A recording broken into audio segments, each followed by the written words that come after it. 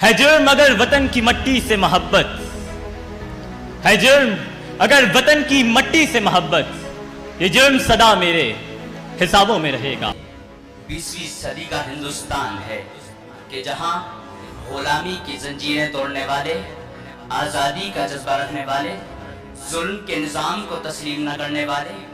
اپنے حق کے لیے آواز اٹھانے والے کچھ طیور بستے ہیں جو کہ سوچ رہے ہیں شجر کے بارے میں، کہ جہاں وہ غلامی کے چنگل سے نکل کر آزادی کی زندگی گزار سکیں۔ یہ طیور ایسے شجر کے بارے میں سوچ رہے ہیں کہ جہاں وہ بغیر کسی خوف کے اپنی عبادت گاہوں میں جا سکیں۔ ہر طاقت ان کی اس آزادی کے جذبے کو ختم کرنے میں ناکام رہی۔ یہ طیور لٹتے گئے، کٹتے گئے، مرتے گئے، لیکن آنے والی نسلوں کے لیے ایک ایسا گھر بنا دیا کہ جہاں وہ صرف اللہ کے آگے جھکیں، نہ کہ کسی انگریز کے آگے۔ عزیزان من، انہوں نے اپنی جانوں کے نذرانے دے کر قیامت تک کے لیے اس گھر، اس شجر، اس ملک کے ایک دشمن کو یہ پیغام دے دیا کہ ثبوت دیں گے وفا کا یوں اشتباہ ہے غلط، ملا کے خاک میں رکھ دیں گے ہر سپاہ ہے غلط، برب کعبہ ہم آنکھیں نکال چھوڑیں گے، اٹھی جو ملک کی جانب کوئی نگاہ غلط۔ جناب والا، ان لوگوں نے اپنے جذبات،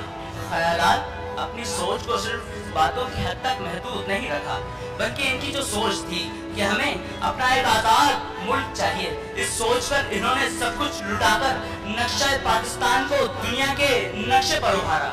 لیکن رکیے ذرا،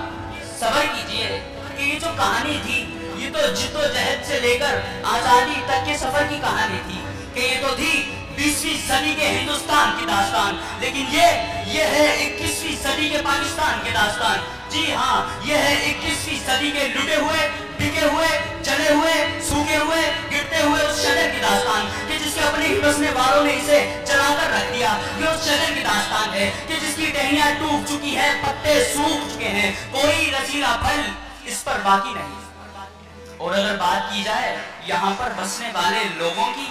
تو غربت اس ملک میں آسمان کی بلندیوں کو چھو رہی ہے، کہ جب میں اپنے گھر سے نکلتا ہوں اور ہمارے ملک کے نوجوانوں کو گلی گلی پکوڑے، گول گپے یا دہی بڑے بیچتے ہوئے دیکھتا ہوں تو میری آنکھیں نم اور دل پاش پاش ہو جاتا ہے کہ ہمارے ملک کے نوجوان جنہیں آج اس قابل ہونا تھا کہ پوری دنیا میں اپنے ملک کا نام روشن کر سکیں، لیکن ستم یہ کہ بدحالی اس قدر بڑھ چکی ہے کہ ان کی پورے دن کی محنت مزدوری کی قیمت صرف 5 کلو آٹے کا دینا ہے۔ تو پھر عزیزان من، میں آپ سے سوال کرتا ہوں کہ ایسے میں شجر پر بسنے والے طیور بھلا کیسے سوچیں شجر کے بارے میں، کہ انہیں تو غربت، مہنگائی، آٹا چینی، تیل گھی میں اس طرح الجھا رکھا ہے کہ لوگ اس ملک کو تباہ و برباد کرنے والوں کی طرف متوجہ نہ ہو، کہ لوگوں کے وہم و گمان میں اس ملک کے لیے کوئی سوچ بھی ہو تو منفی ہو، اور فقط یہی ہو کہ وہ سوچیں اس پاک سرزمین سے کوچ کر جانے کے بارے میں۔ ایسے حالات میں اپنے طیور ہی سوچتے ہیں اپنے شجر کو چھوڑ جانے کے بارے میں، وہ اپنے ہی دیش سے باغی ہو کر یہ کہنے پر مجبور ہو جاتے ہیں کہ اس دیش نے ہمیں دیا ہی کیا ہے، اور ایسے میں وہ طیور کہیں اور ہجرت کرنے کا سوچتے ہیں کہ ان کا گھر، ان کا شجر انہیں یہ صدا دیتا ہے کہ تھک گئے ہو تو تھکن چھوڑ کر جا سکتے ہو، تم مجھے واقعتاً چھوڑ کر جا سکتے ہو، ہم درختوں کو کہاں آتا ہے ہجرت کرنا، تم پرندے ہو وطن چھوڑ کر جا سکتے ہو۔ لیکن جناب والا،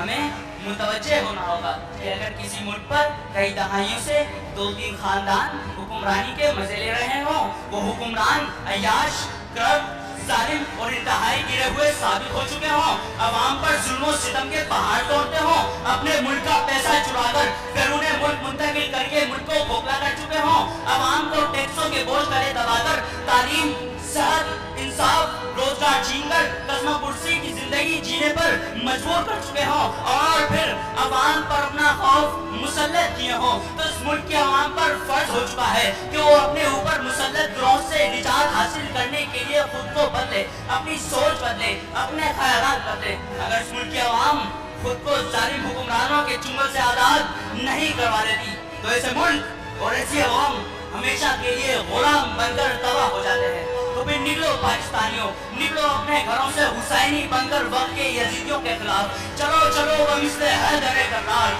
मिटा दो खाक में चलो यजीदियों का इक़्तिदार, कि ये वतन तुम्हारा है, तुम हो पासबां इसके,